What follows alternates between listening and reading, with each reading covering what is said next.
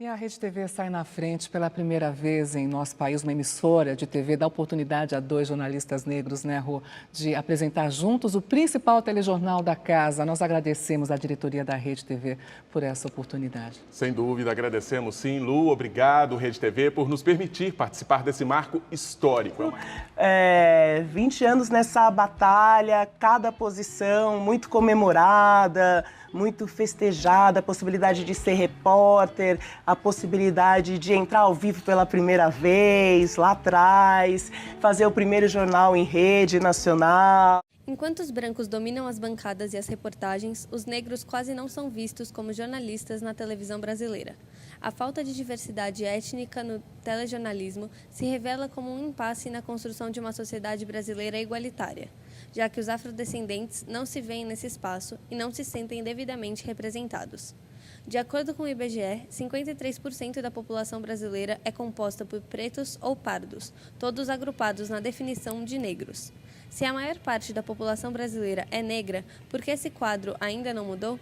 O Favela do Arrocinho é um site de notícias para moradores da comunidade, mas, sobretudo, a gente nasce com a iniciativa de representatividade, porque o que a gente via na TV, o que a gente sempre vê na TV, ela não é condizente com a realidade que a gente vive. Nosso inconsciente, tem empatias, né? Então você tem lá duas pessoas, a gente acha, quem que a gente acha mais simpático, quem a gente acha mais capaz, quais são os traços que a gente associa com sucesso, enfim, esses traços são traços brancos europeus, né? Assim, a gente... E, obviamente, no processo seletivo, isso influencia. Ainda que não seja racionalmente. Tem profissionais negros que estão entrando agora no mercado de trabalho, ou já estão, só que aí eles são brecados em algumas situações por conta do estereótipo. Então, eu acho que a gente ainda vê um padrão para você ser repórter do Globo Esporte, por exemplo, para você ser repórter do SPTV. E alguns desses profissionais, eles não vão se encaixar nesse estereótipo, então eles preferem não colocar. Você está num ambiente que a maioria das pessoas não parece com você, que você não se identifica, isso tem efeitos emocionais, né? No bem-estar emocional, nas suas relações comunitárias. Muito do que é mostrado, às vezes, é muito deturpado, as pessoas não se veem, e não se veem por dois motivos. O primeiro, por aquele território ser uma favela, e o segundo, por conta desse preconceito racial que a gente tem hoje. Então eu sempre trabalhei em veículos ligados a sindicatos, a organizações sociais, e na maioria delas eu sempre era a única ou estava entre as duas pessoas negras. E foi nesse momento que eu entendi o quanto me fazia falta para viver num ambiente onde a maioria das pessoas se parecia comigo. Uma das maiores feridas que a gente tem é o modo com que a gente é representado. Personagens da nossa história são representados na TV e não são condizentes com aquilo que era de fato. E não fica isso de tipo, negro é só quando tem que ter uma fonte empregada doméstica, sabe?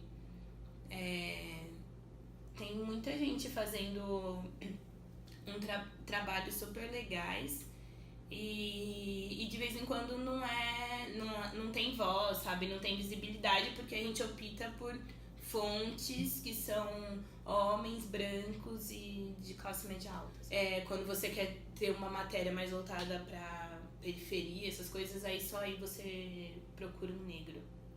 Quando você não mostra um lado da história porque aquela pessoa é negra. Jornalismo, porque jornalismo é uma profissão que demanda fontes, contatos, entradas em ambientes, certo?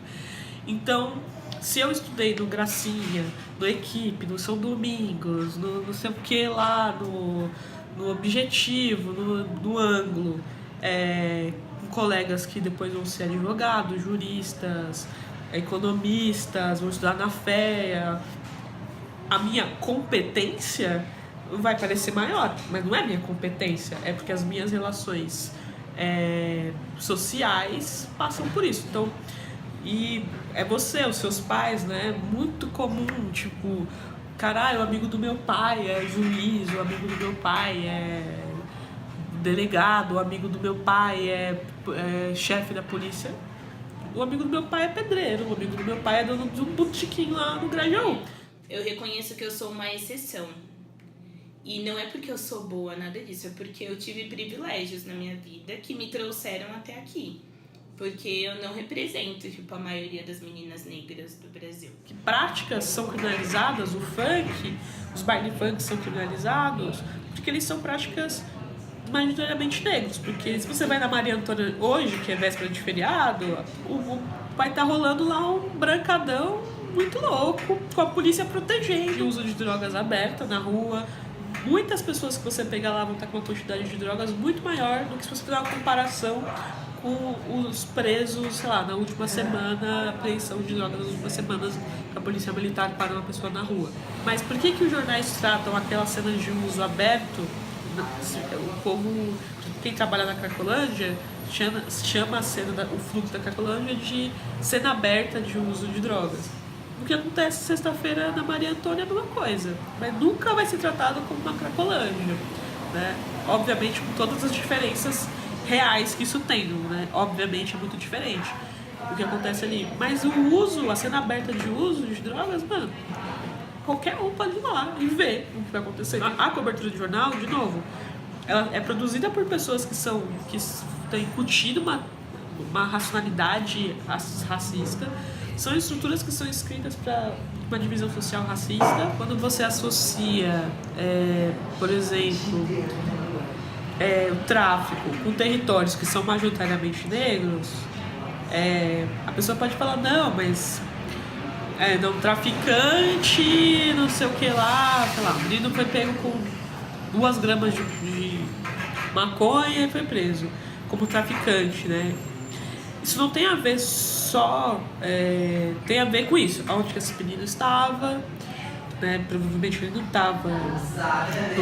era estudante de Mackenzie, porque qualquer estudante de Mackenzie que você abrir a bolsa vai ter mais maconha do que aquela moleque que estava na favela, e isso tem a ver com territórios negros. Eu acho que vai ser pior, talvez, num possível momento político onde a gente tenha governos autoritários, preconceituosos e de extrema periculosidade para essa parcela da sociedade que vive e mora nas favelas, que são pobres, negros. A falta de jornalistas negros e a forma como eles são representados por notícias deflagram um problema enraizado na sociedade brasileira.